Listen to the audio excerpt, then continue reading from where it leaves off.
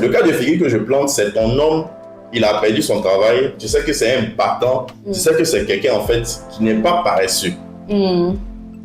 Pourquoi dans les moments de faiblesse là, vous mettez ça sur la table pour le blesser? Le moment de faiblesse, c'est-à-dire, donc il n'a rien fait pour nous énerver quand on se lève quand on En fait, le parlant peut ne pas porter sur le fait qu'il soit paresseux. Ça peut être porté sur autre chose. Sur autre chose. Voilà. Maintenant, la plupart du temps, sur autre chose, les femmes, tellement elles sont dans l'émotion, comme tu as dit, elles vont utiliser quelque chose en fait pour le piquer aussi. Oui, il n'a pas se réveiller. Elles vont, non. Je veux dire que le discours peut être sur autre chose. C'est ça, oui.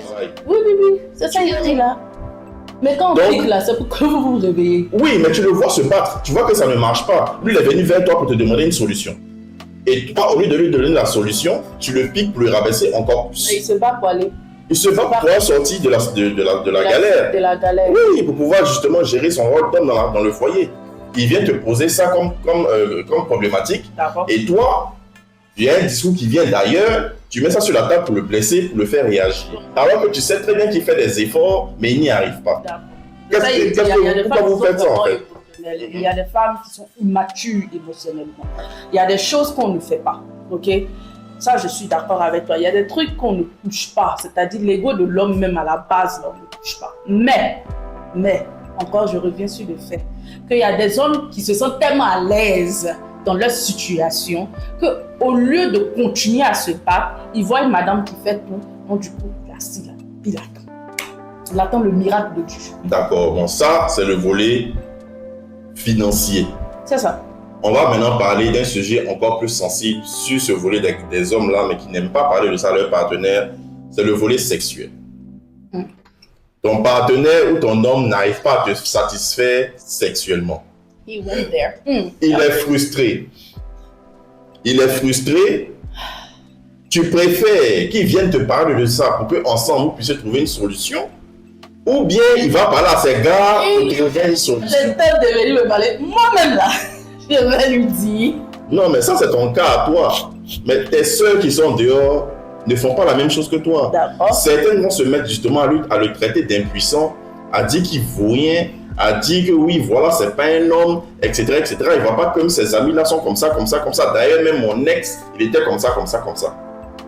C'est à cause de ça, en fait, de ce comportement que vous avez là, que finalement, on préfère ne rien vous dire. On a nos douleurs, on a nos combats.